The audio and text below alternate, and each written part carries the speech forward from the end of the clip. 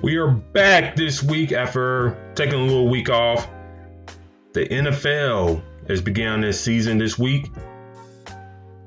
And while the NFL is beginning their season, the NBA is still trying to determine their champion. And you're welcome to join us tonight here on Fast Break, here on IE Sports Radio, your direct feed for all sports.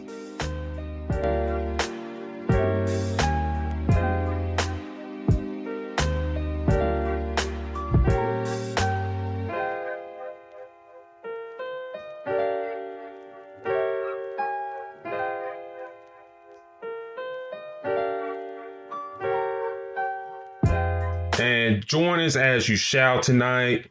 I know the NFL is going on, but basketball is the sport we love. And a lot of basketball, since we've been off this past week, a lot of things have transpired in the league, D-Lock. How you doing tonight, sir? How's everything going, man? A lot of different things going on this past week. And we've seen a lot of teams close out their series, including the Lakers. But also, like you said, NFL is just not starting. So there's a lot of different things going on right now. This is probably one of the few times that multiple sports are going at the same time. So this is new for our country and other fans. But it is definitely exciting. Oh, yes, most definitely. Like, NFL is starting. You got college football, not in full strength, but it's going on right now. NHL going on. Baseball's going on, NBA. There's just like a lot of things going on right now. So let's dive in real quick. Got a lot of things to cover. Missed last week, so we might touch on little things that happened. But today, D-Lock, Nuggets, Clippers, Game 6, with things kind of looking bleak for the Nuggets. And, I tweeted that from the Fast Break account earlier today when the Nuggets, saying in the beginning four, say, hey, we're good at making comebacks. I tweeted, not today. I'll admit to you, D-Lock, I ain't eating crow right now. Right. Not only the Nuggets won this game and forced a Game 7 on Tuesday night, they won by double digits. Easy. What are your thoughts about that comeback? And are the Clippers on the ropes right now, or do the Nuggets have the advantage and they can possibly win Game 7? Well, to me, to be honest, after the Nuggets seeing what the Lakers did, within 24 hours of them, getting rid of the Rockets and getting them out, and we'll touch on that, a couple other things going on in that series later on, you would think the Clippers had the same momentum or motivation. We did see them go up by, I believe it was about 15 or 20. We did see them jump up to a huge lead in the game, and it's like they couldn't close. The Nuggets kept sticking around. And the thing about that is the Nuggets are a team that rely on a lot of shoot, right? Yeah. They got a great big man in Jokic, but they got a lot of these shooters in Jamal Murray, Michael Porter, Gary Harris, a couple of these other guys who can shoot. On top of that, they're missing Will Barton as well. He's not even there.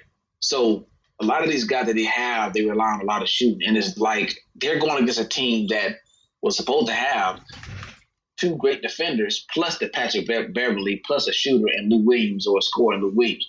So this was a huge shocker to me, to be honest. I mean, you just seen the Lakers close it out. They've been talking about it all year long. The Lakers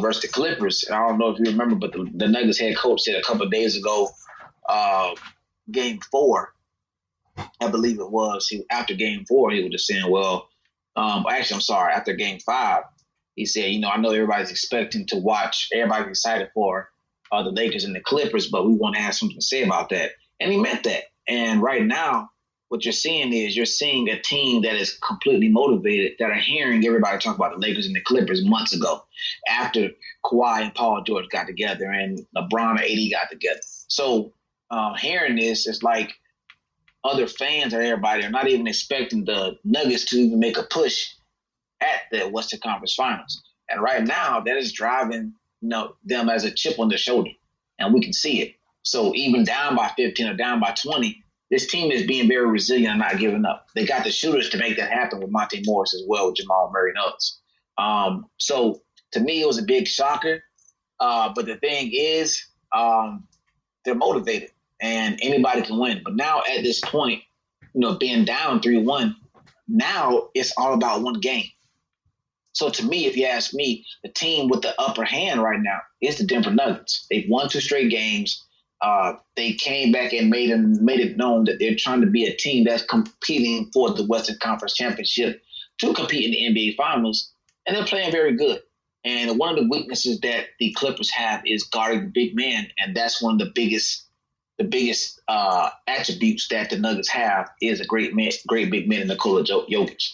So this next game is going to be very interesting, but I ain't gonna lie, it was very shocking to me to see that they lost. I agree with you there. My thing with the Clippers is like, Kawhi is one of the best players in the league. A guy that we've seen, close games with his playing ability. And to see what transpired during that game, it's kind of like mind-blowing to me. Now, granted, yes, Kawhi played very well. 8-18 shooting, 3 for 5 at three-point land, 25 points, 8 rebounds, 5 assists. And then, Paul George played pretty well as well, 33 points. So you look at that as like, okay, both guys got over 25 points tonight. What else happened? Montrezl Harrell, he played 15 minutes in which he normally averaged about 25, 26, somewhere around there. I mean, Zubac got bulk of the minutes at center position at 30 minutes, in which he splits that time with Harrell. Right. And I'm just like, you see Jokic have his big game. He came out strong in that second half.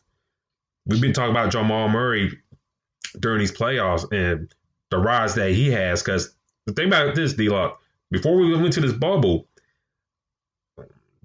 there's some questions about Murray. Like, can he be that dude? There's some inconsistency in his game. Can he push him there? Yeah, right. Can push it in. And then get to the Utah series and him and Donovan Mitchell having that great back and forth with each other. Trying to one up each other. It's like, okay, I think this guy may be legit. And he had a decent game today, but bring it back to Jokic. That dude's a bad dude. Yeah. And, I think Paul Millsap talked about this like a couple years ago. He trying to tell this dude that you got to take over, man. You're too good to be laid back. You can be that dude. Well, remember when they were coming back to the bubble and they said he was coming from, they were saying, I think they were saying that he had the coronavirus or whatever. They were saying he was coming back to the bubble in a lot better shape than he's ever been in. So now you're looking at a scenario where this guy is like in the best shape of his life. So even though we don't see him put up, these crazy numbers, but he's making an impact and he's in better shape. And like you said, he's getting these advice from these different players about being this guy. And they're showing that he is. I mean, he's obviously in a great matchup against the Clippers. I'm pretty sure being the fact that you play FanDuel as much as I do, that centers eat well against the Clippers. And he's doing whatever he wants. I mean, he's over here making threes, grabbing boards, getting assists, and all these other different things. And think about it. Before the bubble, he was doing this when he was not in the shape that he is in now. Mm-hmm. So now he's in much better shape. And the thing about the shape people don't understand is the shape means that not necessarily, okay, boom, you can run up and down the court and, play very well. The shape means that you can do it back to back to back. So what happens is they just come back from a game 5 and they play well. But 2 days later, he can come back and give the same similar performance he gave within 48 hours. And if you can do that, these are the results that you're getting. So, I think one of the few positions that we don't see a very good shape is the quarterback position in a different sport than football. But let's think about it. How often do they get hit? They barely get hit that much if they have that offensive line with Tom Brady and the Peyton Mannings. These guys are not in the greatest shape of their life. But if you scramble a lot like the Lamar Jackson, the Michael Vick, they may get nicked a little bit, so they have to be in better shape. It's the same thing when we go to basketball, right? Shaq, later on in his career, not being in that shape that he was in, it kind of took a toll on his body. When he was with the Heat, he wasn't playing as much as he was with the Lakers or with the Magic. So now that Jokic is starting to figure out, this is like you said, all these other players giving him this advice, he's in very great shape compared to what he was in the past. And when that happens, he can consistently play the same. And to be honest, me and you know this, and other fans know this, is the Nuggets go as far as Jamal Murray and Jokic take them. So if these two players can be consistent, they have a good chance of playing very good Game 7. Yeah, and what this bubble has shown for the Nuggets, and I think they kind of discovered some things, in this bubble. Okay, Jamal Murray, I think we got a keeper in him. Jokic, I think he's finally, I think, coming to his own. I think we were trying to like push that envelope to be one of those top 10 players in the league that's in a constant discussion. Michael Porter Jr. showing flashes that, we talked about before in the weeks past that, if he's back fully, injury free from the back, his back issues, he could be that third scorer, even then maybe that second scorer, and have Jamal Murray be more a facilitator.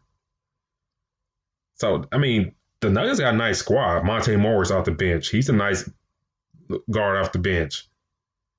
Bobo, he has potential down the road. So, for the Nuggets, it's like, you got all the momentum in the world. You've been down 3-1, against Utah. You came back and won that. Against this Clipper team, down 3-1, and you coming back on them that, like you mentioned, they trying to have an LA series from the beginning of the season. Not saying that could happen, but if I was some of these teams like the Nuggets, Rockets, Warriors, whatever, that kind of it will hurt me. It's like, damn, y'all trying to know these two teams already.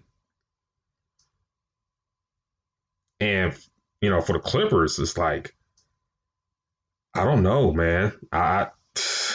Terry is bringing up the chat about, are the Clippers cursed? I don't know, Terry, to be honest with you. I really can't say that. It's just like,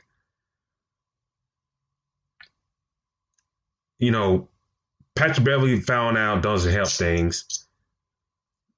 Yeah. And then him found out you depend more on guys like Landry Shamet, who's okay, but, you really ain't going to depend on him like that. Well, the problem is with the Clippers right now is they're trying to find that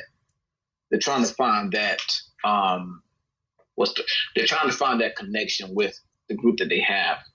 And the thing about the right chemistry and the camaraderie with this group is they have so many pieces, right? They got Shamet, they got Patrick Beverly, they got Lou Williams. That's just the guards, the point guards. They still got Reggie Jackson in the fold. They got Paul George, shooting guard position. They got Marcus Morris. They got all these pieces, right? Like you mentioned earlier, like Trez at some point is averaging 20 plus minutes a game and doing what he's doing. But now it's like they're leaning a little bit towards Zubac. So they're doing so many different things with this team. Like Doc is doing so many different things. It's kind of like stick to one mold and just ride that out. Because what happens is when you're trying to fit these different molds, it messes up the chemistry. You're trying to. There's a point where Reggie Jackson was starting and he was getting a lot of minutes. Now we barely see this dude on the court. Yep. So at the same time, even though you're trying to, it's kind of like, I hate to go back to the football analysis, but I'm pretty sure a lot of fans know this. It's like a lot of receivers said, hey, I want the ball. Hey, I want the ball. Hey, I want the ball. Every receiver can't have 10 catches a game because you still have the running back that needs to get his carries, right? So if you go to basketball, the Clippers position, you have Patrick Beverly that want minutes. You got Sherman who want minutes. You got Luke Williams who want minutes. That's just the point guards.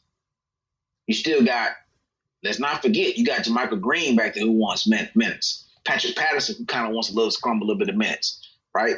You got Zubac and Trez who are over here trying to figure out the minutes. See, the only time that it was okay for, I guess it was in a comfortable mindset or for it was okay for players to kind of debate about who's going to get in the game and not get in the game. I don't know if you remember, but when the Broncos had those two running backs and Peyton Manning was the quarterback, and it was at one of the games where they were up so much that the running backs were rock, paper, scissors.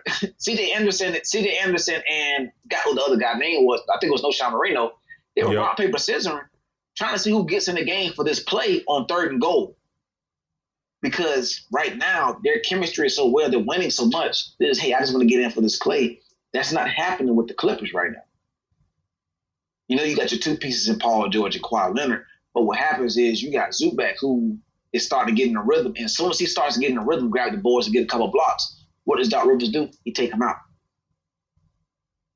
He takes him out and he brings in Trez to get his rhythm. And now you got Trez in there with Jermichael Green or Marcus Morris or somebody like that. Now the whole chemistry that was moving forward when they go on this run, it kind of screws up because your offense kind of changes to having the Lou to Trez combination. To where before that, it was more so of Kawhi running it with Zubac on the court. So I think that's the issue that they could be having. And then going to the chat real quick, Terry want to ask D-Lock, if the Clippers win Game 7, you know, what hope do they have against the Lakers? If they, you know, what hope they got against the Lakers? I guess, you know, they kind of struggle. I don't say kind of struggle with the Mavericks, but, you know, the Mavericks gave them a fight. Now you kind of tied up again with this Nugget team. Now you're going against this Laker team that, okay, they lose Game 1, but next, you know, they win the next 4 games. If the Clippers win this Game 7 on Tuesday, you think the Clippers got enough energy to get themselves over the hump for the Lakers? Yeah. I mean, to be honest, this was the goal at the end of the day, no matter what, was to the Lakers and the Clippers.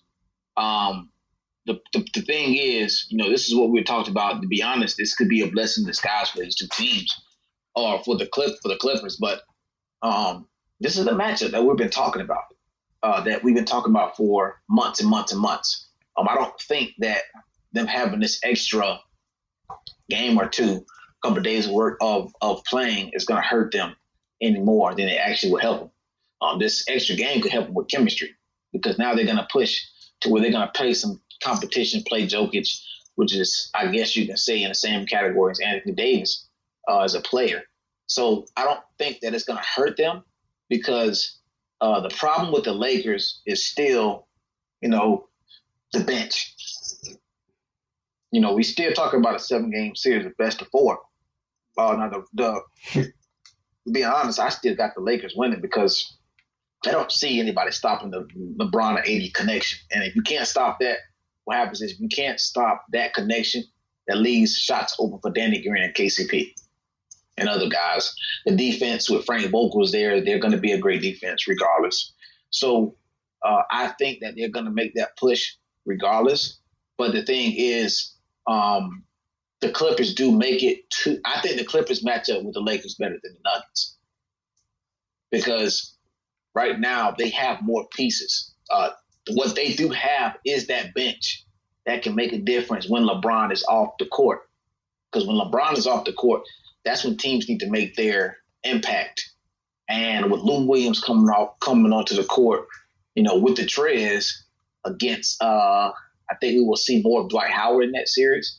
But I think that combination is going to be more lethal than a Torrey Craig and Miles and Plumlee connection from the Nuggets. So maybe it was just something just for us to get a game 7 between the Nuggets and the Clippers to prepare for a great series between the Lakers and the Clippers. But if the Clippers do make it, which I think they should, I'm still kind of up and down, right? I'm still kind of considering Nuggets may make it, but if they should make it, I like a great series between the Lakers and the Clippers regardless. I don't see it being like a game. I don't see that series being over in 5 games between the Lakers and the Clippers. So I'll take it. You're going to take the Clippers winning Game 7? Is there any way you can ask me that question before the show is over? Because it's like we can come back to it. You know what? No, you know what? I take the Clippers. I'll take the Clippers in 7. I mean, in 7 obviously, but I'll take the Clippers, and the reason why is because I think Kawhi and Paul George catch fire this game, and it's just too much for the Nuggets. They will swarm Jamal Murray, and that'll be it for them. Well, they swarm Jamal Murray. Jokic is not as effective. So yeah, I got the Clippers at 7. I got the Clippers winning Game 7 as well. I think you see a Kawhi take over the type of game. And I think, either Lou Williams or Montrezl Harrell have a big impact for the Clippers. I think, Jokic will have a solid game for the Nuggets, but I think Murray will have a ho-hum game. But I think if the Nuggets were to win that game, I think they need like a surprise performance from something like a Michael Porter Jr. or Paul Millsap or even like Jeremiah Grant. Right. What do you think about Paul George? Do you think he shows up, or does he do one of those Pacer games where he doesn't do anything? Yeah, I think he showed up. I mean, he showed up in this game today, had 33 points. So I don't think he'll score 33 again, but I think he'll be 20 plus again and help him win. Or the fact that he still ate how he did today is just bothering because you would think him playing like that, they would win, right? Yeah. So I think that Trez and Lou Williams' connection is what's going to tell the difference. Let me say that. So I think, ladies and gentlemen, we both got the Clippers winning Game 7. Tyrion in the chat saying he got the Clippers in Game 7. So, all three of us got the Clippers winning 7. So we'll see Tuesday night how that game fares out. And staying with the LA team, other team, the Lakers, they closed out on the Houston Rockets last night. Winning against on a big old blowout, 119-96 on the Rockets. LeBron James, 29 points, 11 rebounds, 7 assists. Anthony Davis, 13-11. Kyle Kuzma off the bench for 17. D-Lock, the Rockets. When I watched this game last night, it seemed like they were kind of done that second half. Mm-hmm. Westbrook started, unhinged, going at it at Rondo's brother.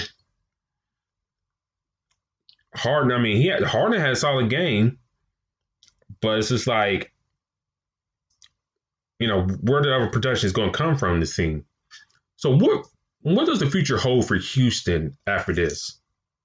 Well, we're just seeing the fact that D'Antoni knows he's talking like he's a basketball player, talking about he's a free agent, he's not going to come back.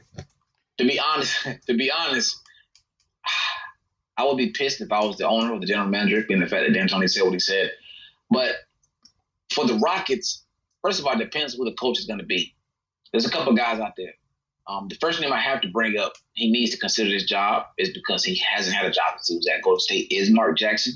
I think that this could be a place that he can be. But the thing is, they need to give him the opportunity to be the coach there. Houston, they trading away Capella may have hurt them in the long run more than helped them in right now. So you got Russ and you got James Harden. For one, you're probably not going to get rid of James Harden. So more than likely, that means Russ is probably going to be the person that's going to be, you know, he's going to get shipped out.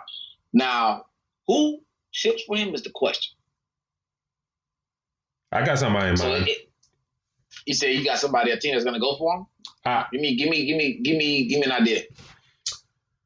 If I had to guess, if they trade Russell Westbrook, if they do, I can see the New York Knicks going after him. Yeah. I can see the Knicks going after him. Because they have whiffed on free agency. They have whiffed on a lot of things. I wouldn't necessarily be going after Westbrook. I think they should continue what they're doing in the rebuild. Because Russ in this series didn't play that great. I know he's come off the injury and stuff like that, but he did not come great in this series, especially in this game 5. 4 for 13 for shooting, 10 points, 4 rebounds, 6 assists. It's just like, if he's on, he's on. But when he's not on, it's just like, what else can you offer me, man? Yeah. That's the problem. I mean, he can offer you so many different things, but if he's not on, it's the Energizer Bunny type energy, which is bad, but he just disappears. But I ain't gonna lie though, it kind of says the same thing with James Harden, because if James Harden is, he's gonna get to the line. Let me say that. He's gonna get to the line. But does his stat line look any different than Russ? Because Russ is grabbing boards, right? You see Russ with that 100%, he's on type thing. Do you see that from James Harden? If James Harden has a bad game of shooting, what do we see from him? So whoever the coach is, you have to decide. Now, it's very tough to decide between, obviously, those two. If James has been there for a while, who you keep. But why would you want to get rid of? I mean, it'll be tough to get rid of somebody that can grab boards for you and as well as score points and get everybody involved. So, I mean, like I said, for me, I can see the Knicks trying to push him. To be honest, it may sound kind of crazy, but don't be surprised if the Warriors try to make a push at one of these guys. The reason why is because fact is they trying to get a team back together to where they compete for a title. And that, number 2 pick is it? Or the first overall pick is a number 2 pick, right? Number 2. Yeah, they can use that to their leverage. And people are going to try to call them for that pick. So I don't see the Golden State Warriors trying to grab a player first overall and or second overall and trying to build him with Steph and Clay. I see them trying to move that pick to get a veteran player. So I wouldn't be surprised if listen, with a new coach, why not take a couple calls for either player? Yeah, and for Houston, you mentioned Mark Jackson. I think that'd be an interesting hire. There also been rumors about Jeff Van Gundy possibly for that job. So you got that as well. And I don't know where's the direction this team go. Like, you go to your roster to have a very small team. You really don't have any trade assets, maybe besides Harden and Westbrook. And maybe Eric Gordon. You can get something for him, but not a lot. I don't know which way this Houston team go. It seems like D'Antoni. The fact that they're losing their coach is hurting. I mean, the fact that they're losing D'Antoni is a big loss because he was the one that, basically traded for Russ. So now what? Basically, it's like he said, well, the plan that I had didn't work. Now I'm just gonna leave. That's what it seemed like. And with D'Antoni possibly, well, he is going to be gone. And it seems like he may have another job lined up here. I don't know which way they want to go. If they want to continue playing the small ball, Mark Jackson, he's more, and Van Gundy, those two guys are more traditionalist, top coaches. Only person I could think of that probably stay to that style is maybe Ty Lue or maybe Alvin Gentry. I really think that one of those guys will be gone next year. That's maybe a bold statement, but I don't think both of them. And they're tied up in a lot of money too, right? Yeah. Yeah, it's hard for me to see both of them come back because the new coach is going to know that he wants to build a team how he wants, and let's just say he wants to have a big man consideration. If he says, well, I want to have at least one big man on my team, he has to move somebody. It's just what it is, because you can't have both of them and get a big man and play the offense that you want. It's not going to happen. And,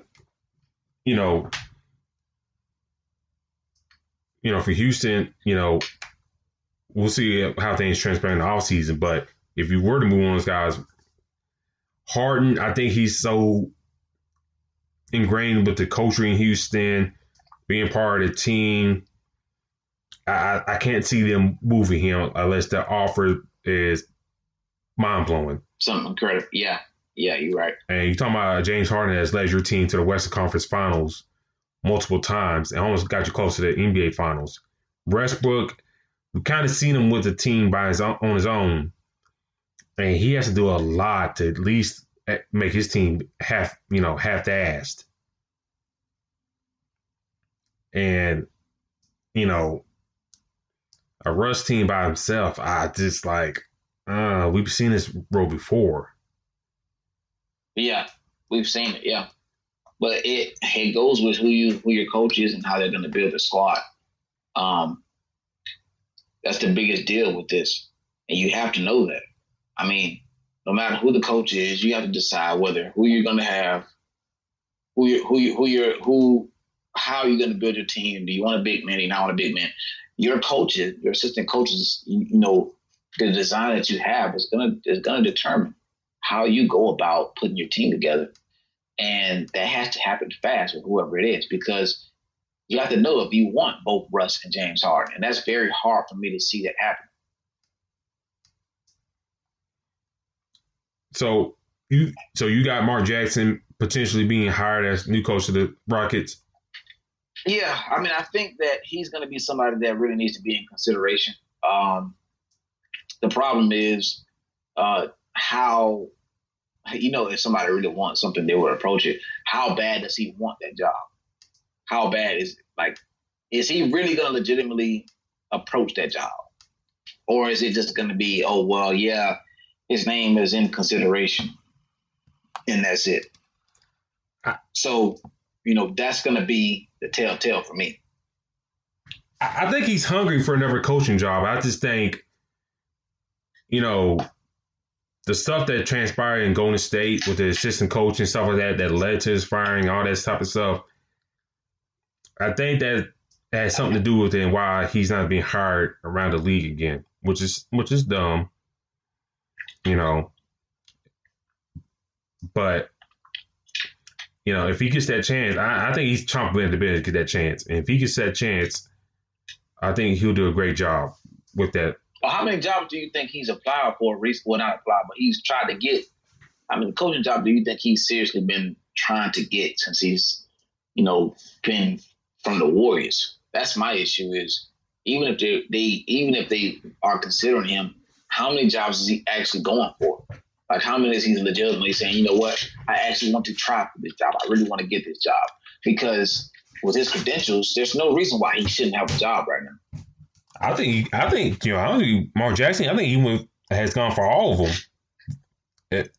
If I had to guess, I think he's been trying to get any of these jobs. Hell, even in a rebuild in Chicago, I wouldn't be surprised if he's been angling for that. I would. Yeah. Even the next job. I mean, they gave it to Thibodeau, which we talked about before. I wasn't crazy about that hire. So I think he's been in the mix of all these jobs. It's just like wherever the hell happened in Golden State, these teams ain't really contacting him like that. Yeah. I mean, my thing is he is a person that can, change a franchise. And this is a franchise that you could do that now. You do have James Harden, who's a hell of who shoots a lot. But clearly, this team right now is built how Mike D'Antoni wants this team to be built. So, to be honest, I don't know if he's eyeing another job. Clearly, I mean, he's acting like he's a free agent, like he has all these other jobs lined up. So, I don't know what his plan is regarding that. That's another thing to watch for is if he do get another job or wherever it is, does he try to trade for James Harden to Russ? Because at the same time, why would you not if you just tried to make that move to grab them to be in Houston? And another thing is, like I said, you have Billy Donovan's not coming back, right? Right. So you do have that job open as well. So there's jobs out there, but we'll see. I mean, I really like to see what he does and what the Rockets do, especially when it comes to Harden and James Harden. Russ. And, it's funny you brought up like coaching and stuff like that. Billy Donovan, he didn't, accept his contract decision with OKC. And we talked about this off the air. With the other gigs open up in the NBA, do you see him grabbing one of those, or does he sit out this year and wait to see what happens in college basketball and go back that route? I really do think that he do go back to college. I'm hoping that I pray that he goes back to Florida because we have struggled ever since he's left. But I don't see him going back to the NBA. Because if you think about the scenario he was in the NBA, he had a lot of pieces where he can draft how he want. He had a veteran point guard there that he can build around with SGA and Shai Gilgeous-Alexander, and he had Dennis Schroeder.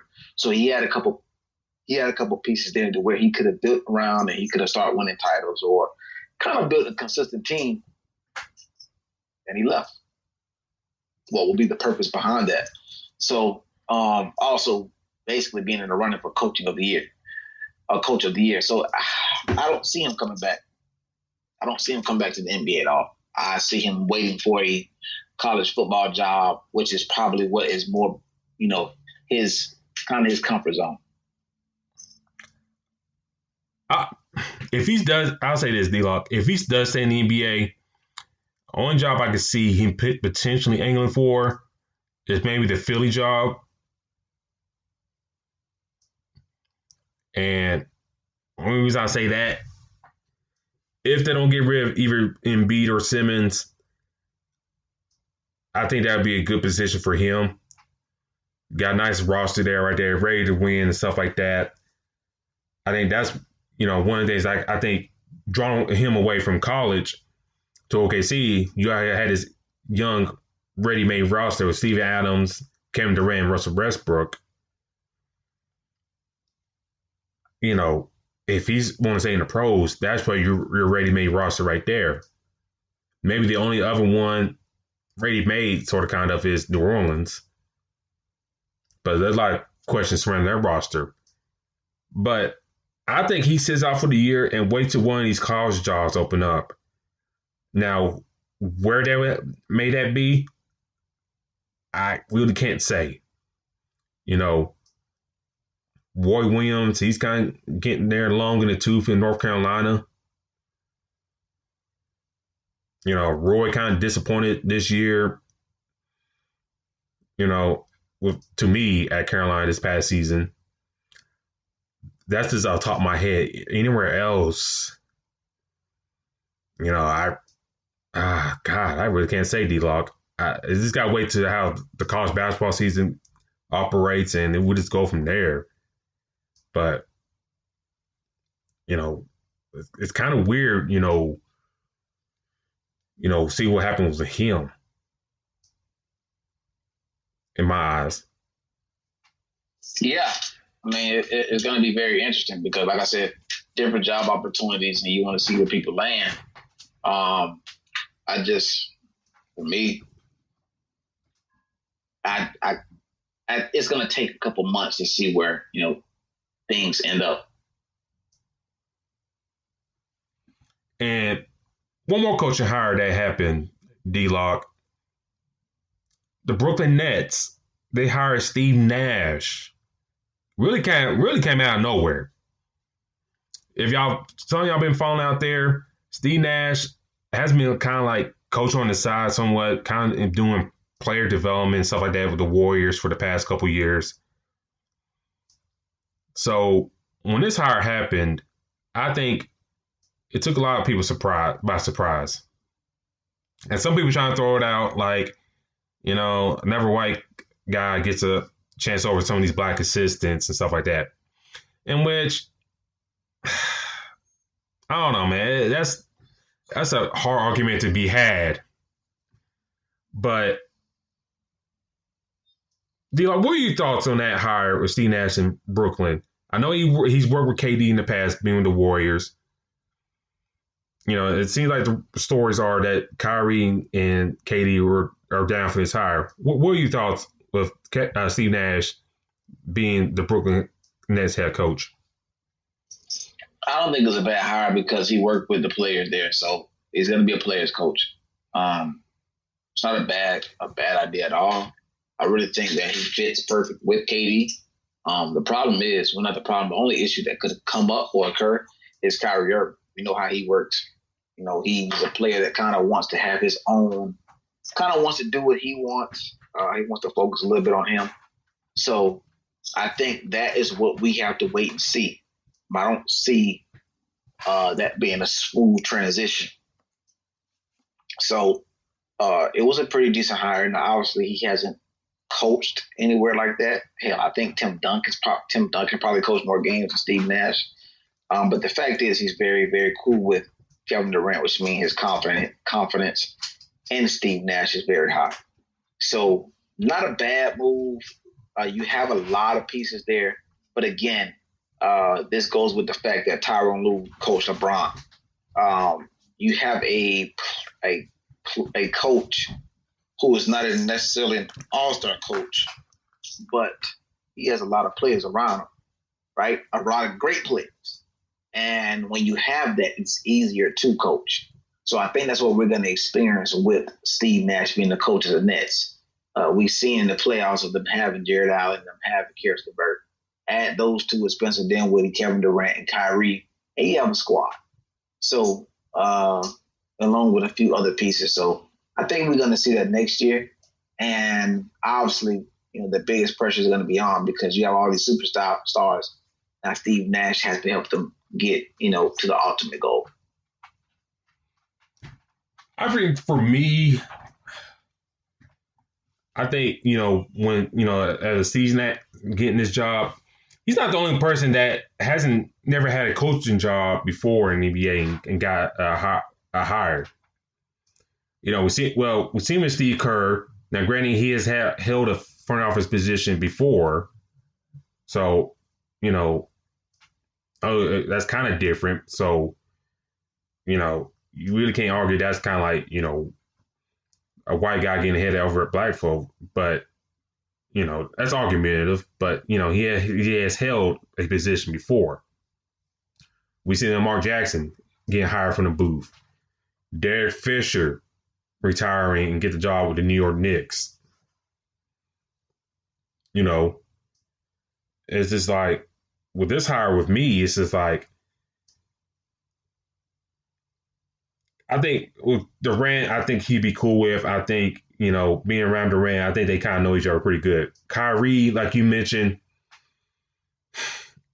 if Kyrie can buy what Steve Nash is selling, I think things will go well for Brooklyn. As a chemistry, as chemistry grows and stuff like that. Because talent wise, I think once everybody back healthy and stuff like that, and you figure out the roster a little bit, especially like the center position between Jared Allen and DeAndre Jordan, in which I hope they keep Jared Allen because he's the better player. But once you get that situation and point guard figured out and Kyrie buys in, I think you're off to the races next year for Brooklyn.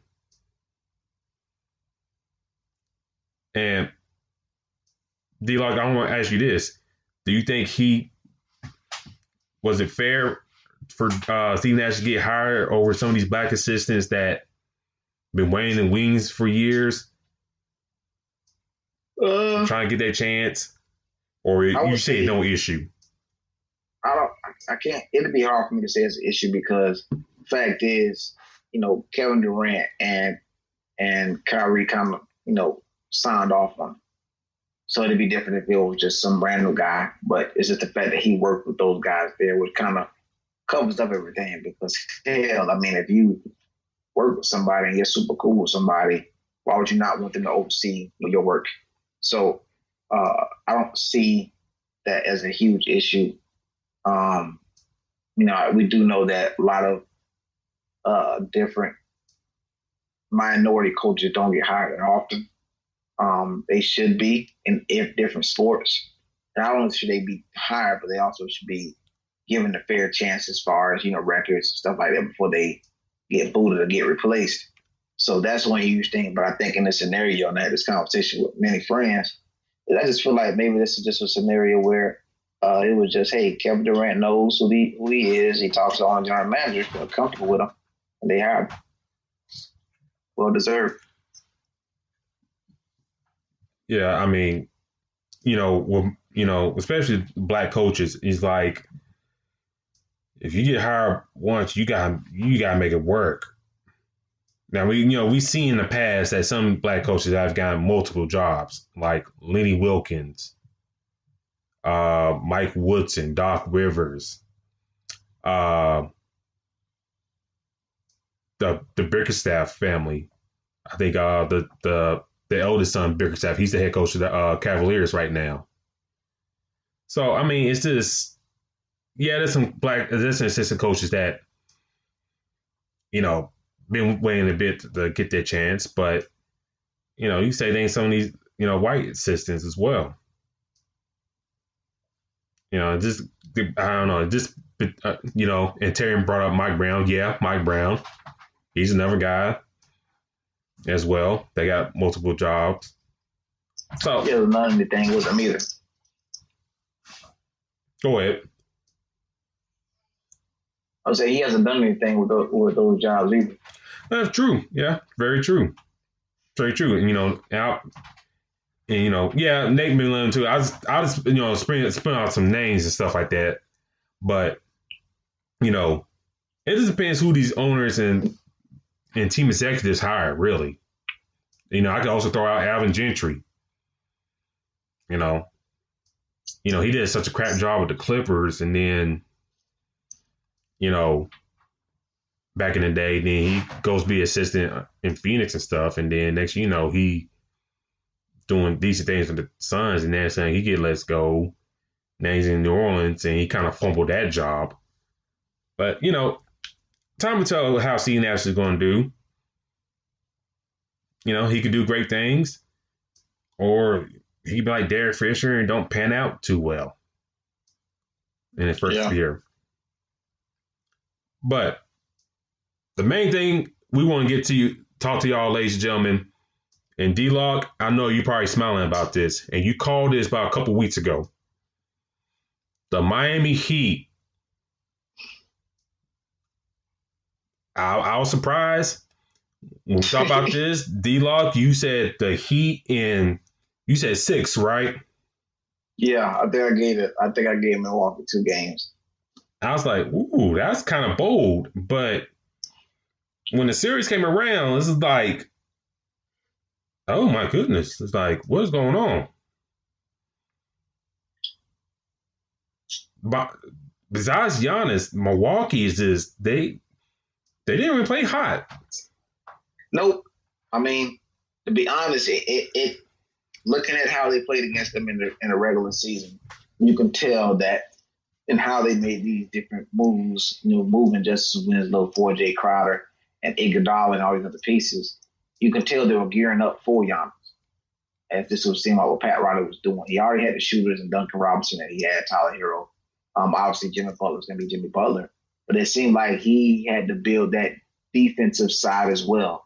If you look at how the Heat look from top to bottom of this roster, they're built everywhere.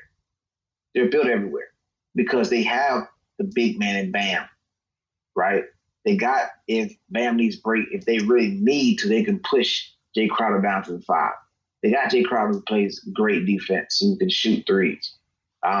Duncan Robinson and Tyler Hero are still rookies kind of figure out things, but they're great shooters. Jimmy Butler has that dog mentality where he's going to guard anybody, and he's by winning by any means. You remember we heard that he didn't invite his family to the bubble because it was all business. So then on top of that, you got Dragic from the Suns a couple of years ago, what was a major steal, I believe, for was it Danny Granger? So now you have all these pieces that are defensive minded but can score at any point.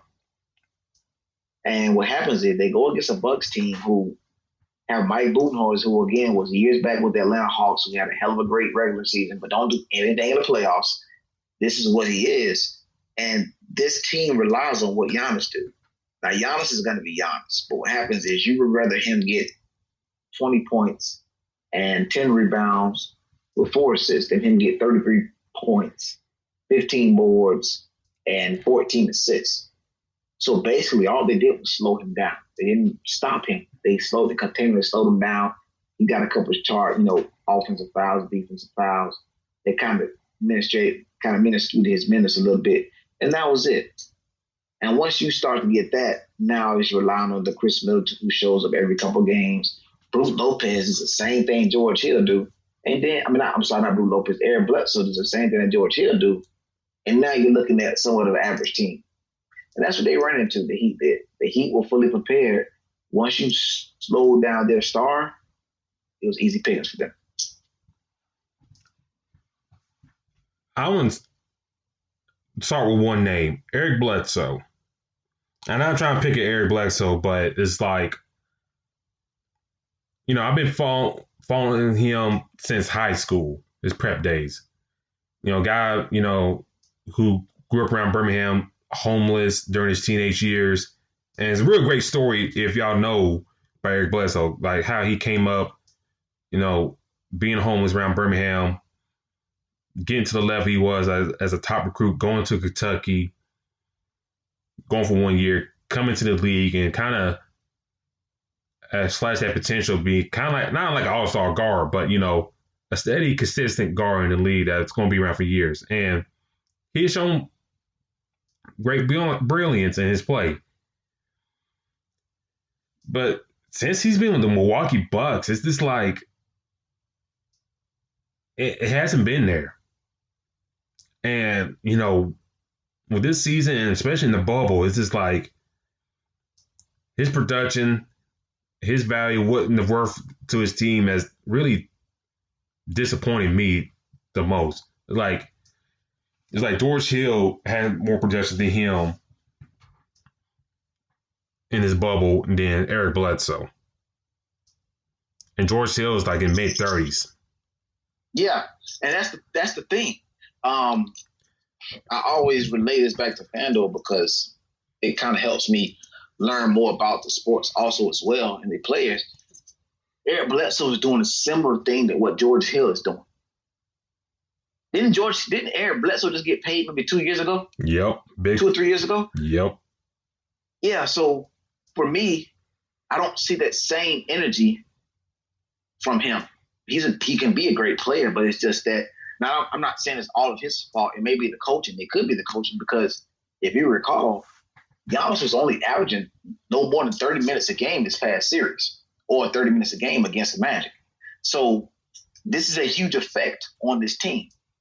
And when you do that, that kind of drives down what these teams can be doing. So for me, I really think that this could be the peak of the Milwaukee Bucks. This could be. I mean, last year they went pretty far, but they played against a team with Kawhi Leonard, and it ended how it ended. And Pat Riley said, hey, the only team that we're going to really have to deal with in the East like that is going to get a big competition is the Milwaukee Bucks. And they follow one guy, and what we're going to do is we're going to throw bodies at him. And that's all they did in the series. Mm-hmm. We're going to throw bodies at him every chance we get. We want to make sure he has offensive fouls. We want to make sure that every board he can clearly get against anybody like he did against the Magic, he's not going to get because Bam's going to grab him. Jay Crowder's going to grab him. Iguodala is not necessarily going to make a huge impact, but he's going to be in there and make a small impact to where it's going to slow him down. Those few things makes you lose a couple games that, a number one seed should lose, to me. And another thing, you brought up Chris Middleton. If it wasn't for that strong game forward, like that late fourth quarter overtime, that would be a sweep for the Heat. Like if he didn't kind of waking up in that fourth quarter, so when Giannis went down, they would have got their butt swept. And it took Giannis going after him to play, decent. It's like, come on, dog, where you been at? Miami got y'all, pinned to the ground, and you decided to wake up now. But you brought an interesting point about the being the peak of this team. If Giannis decides to stay, or if he decides to stay, who do you see being gone? Because you can't bring these guys back all together again and run it back.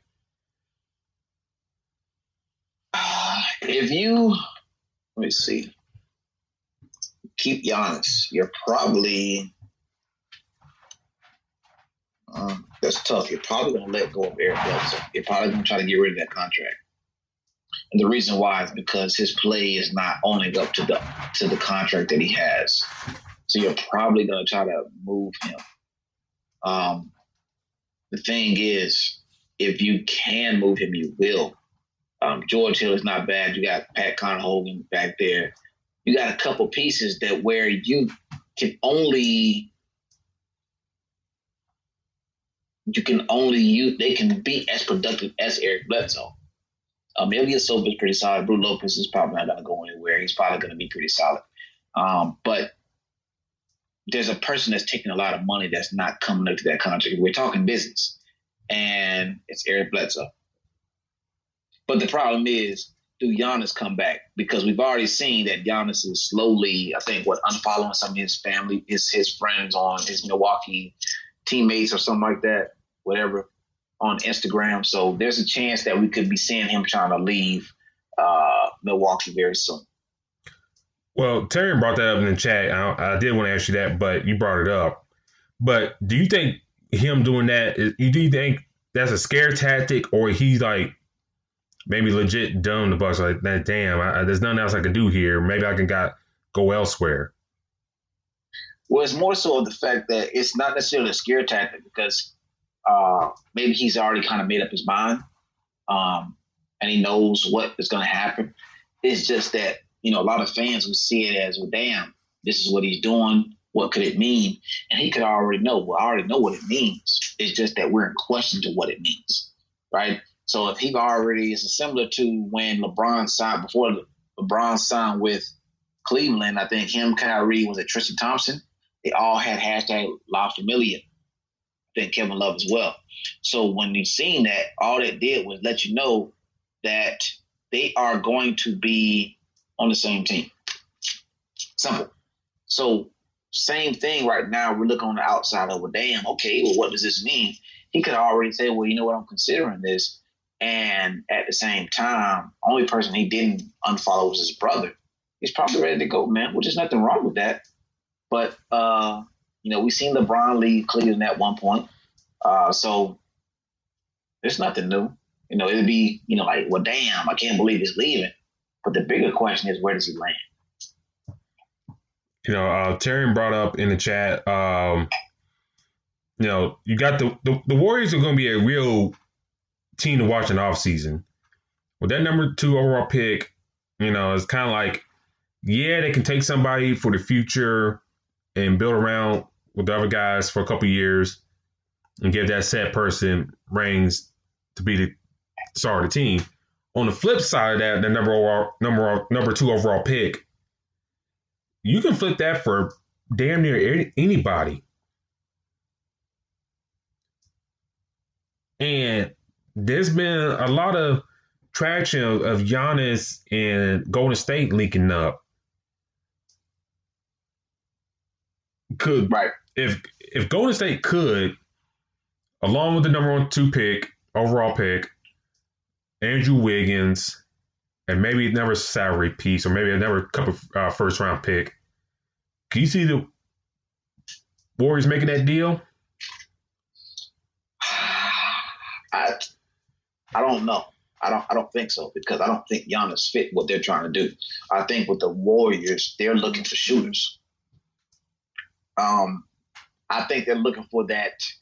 They're looking for either a shooter or a big man to grab boards and that can possibly shoot. So I feel like the one thing that would not shock me is if Joel Embiid finds his way in Oakland. That's what I think is going to happen. That's just that's what I have. I don't see that not happen. So for me, any other thing besides that, it'd be shocking. Now, where I do see Giannis possibly landed is maybe Dallas, because of how long they are. He would fit in perfect. I ain't gonna lie. If he lands into Miami, I think that's the same thing as Golden State going to get Kevin Durant, or Kevin Durant going to Golden State, even though Miami is not necessarily the NBA champs yet. Let me say that quote, yet. But I don't see him going to Miami. I do really see him landing into Dallas. Golden State, I don't see that being a bad place, but it's just that how that team is built and how they're moving, I don't think he goes there. If Miami can swing to get Giannis and somehow keep Bam in the fold, it's over in the league. Ooh, that'll be over. But I think that can work. But to Giannis to Golden State, I think that fit can work. If you think about it, I mean, Giannis, yeah, he's not the world's greatest shooter, but when he goes to the rim, nobody can stop him. And if you crash it in defensive-wise, okay, I got to stop this 7-foot dude coming down the lane. But also, if you're playing defense, if you're coaching and trying to figure your best defensive scheme, it's like, yeah, I got to double team this guy going to the rim, but on the flip side, I can't leave these other 2 guys open, mainly Curry and Thompson. Green, I'll leave open. If he beats me shooting 6 for 7 for 3-point land, then God bless him. Yeah, but yeah. I mean, it's tough to see. Dude, it'd just be tough to see him go there. I feel like Embiid would just be the perfect fit, just off the top of my mind right now. I mean, and like we mentioned before, that number 2 overall pick, it's never been a draft pick so talked about, in recent drafts. It's mind-boggling that who this team is, who they have, and this draft pick. In normal circumstances, even back in the 80s, going back to like the Boston Celtic days, Granted, Lynn Bowers never played with the team, but that luxury to have the number 2 overall pick and picking a high caliber player to take over your franchise down the road, that's really intriguing. But in today's sports atmosphere, if you ain't trying to win now, you out the door. And, the way this past season went for the Warriors, it's like, okay, we take a year off, heal back up, and then we got tickets to sell. Well, if they let fans back in next season, but we got tickets to sell, and we got to get back to winning these chips before these other 2 guys kind of fall off the wagon. Yeah. I mean, that's the thing, is because at the same time, if you know that you have an opportunity to make this push, you want to make it now. And, before we, head out, I'm just trying to look at the free agents real quick. You got Brandon Ingram restricted. I think he won't go nowhere. The player options are real interesting. You got Andre Drummond, DeMar DeRozan, Gordon Hayward, Denaro Gallinari, Mike Conley. That's an interesting names, in that fold as well. Then you also got Montrezl Harrell, Fred VanVleet in the mix.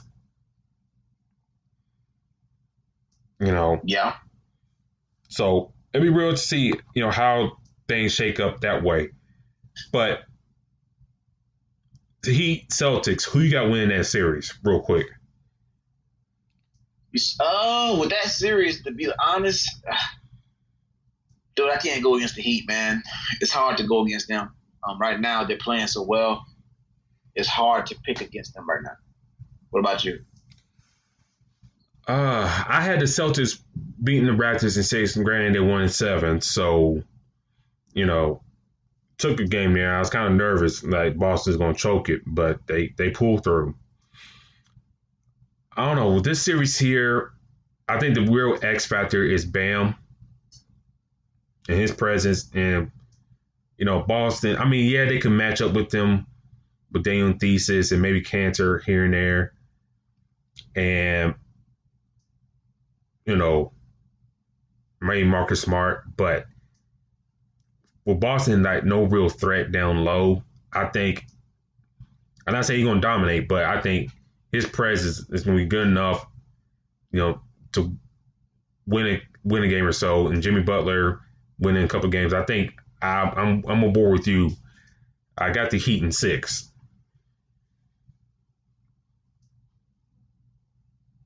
And we there. Yeah, we there. And Terry in the chat, he said he got the Heat in 6 and the Lakers, depending on who they play. So there we first Lakers in NBA Finals. Yeah, we getting that Heat Lakers potential finals matchup 7 years or so too late, but but hey, if that happens, that happens. But as a Laker fan, just selfishly, I kind of do want to see the Celtics in the finals. Yeah, just selfish reasons. So like, just beat them again and. Red Auerbach can turn on his grave, and we'll get one championship closer to getting one over the Celtics. But that's just, me being selfish right there, ladies and gentlemen. I just had to get one over the Boston fans. But real quick before we head out, ladies and gentlemen, today's scores in WNBA. The Wings beat the Liberty. This is a matchup that was rescheduled from August 27th when they, decided to cancel the games. So you had the Wings win over the Liberty. Aces over the Storm in a good game today, 86-84. The Mystics, who clinched the last playoff spot in the WNBA, beat the Dream 85-78. D-Lock, with the WNBA playoffs about to kick off here, get off the seeding first. Las Vegas, number 1 overall. Seattle, number 2, same record, but Las Vegas has the top seed. Sparks, 15-7. Minnesota, 14-8. 4 seed. Phoenix, 13-9. My disappointment so far. Number 6, Chicago, 12-10. Connecticut, who kind of look like, I don't say garbage, but they're like one of the worst teams in the league. But they kind of pulled through in 10-12 and made the 7th seed. Washington, 9-13, clinched the final 8 spot. Who you got win the championship come out in the playoffs, in the WNBA playoffs? I can never go against the Sparks. I just can. For some reason, they always figure out a way to get it done. They always find out how to get a few pieces. That's just me. I've slowly started to pay attention a little bit more to the WNBA, but one of the teams that is my favorite is the Sparks, and I will put my money on them to win. Plain and simple. I like the Sparks as well, but, I like them as a team, but the way Las Vegas has been playing without some of the key players, mainly, Liz Cambridge, I'm going to Aces. It's like, damn, your best player decided not to play in the bubble. Y'all still 18-4. Granted, tied with Seattle. Mm-hmm.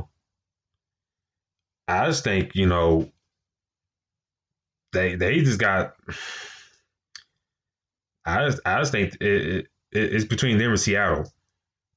Now the Sparks did have like a hot streak, during the season. I think it cooled off a little bit, but I think the championship may come down between either Seattle or Las Vegas. But if I had to choose early on, and we talked about this in the days going through, I got the Aces pulling it out. I think they'll demolish the Mystics in the first round, and then whoever matches up that 4 and 5. But I think I got the Aces to come out on top.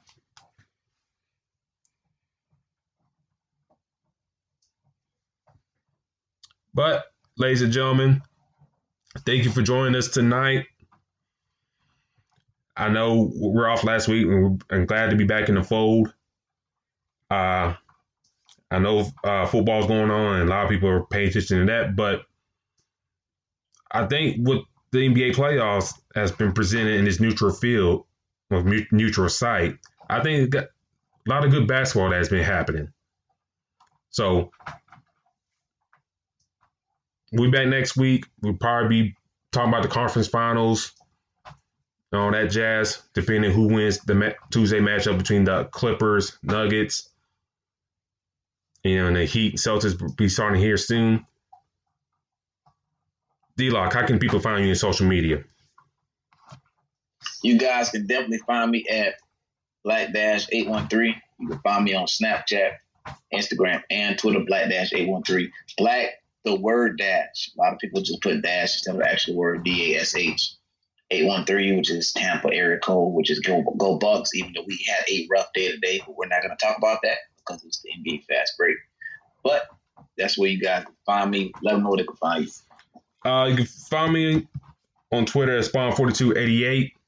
Also, you can find me on my other podcast, The Crooks Process, Facebook and Instagram. Just look up The Crooks Process. I'll give y'all updates when I post episodes of the show there. My next episode will probably be previewing the Tennessee Titans, and I'm just going from there.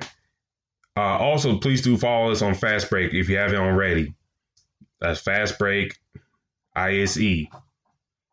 So please do follow us on Twitter and tweet along with us of all basketball updates, especially during this playoff run in WNBA and NBA. But thanks for listening, ladies and gentlemen. We'll be back here next week. And thank you for joining us on here on IE Sports Radio, your direct feed for all sports. Y'all have a great night. See you then. Peace.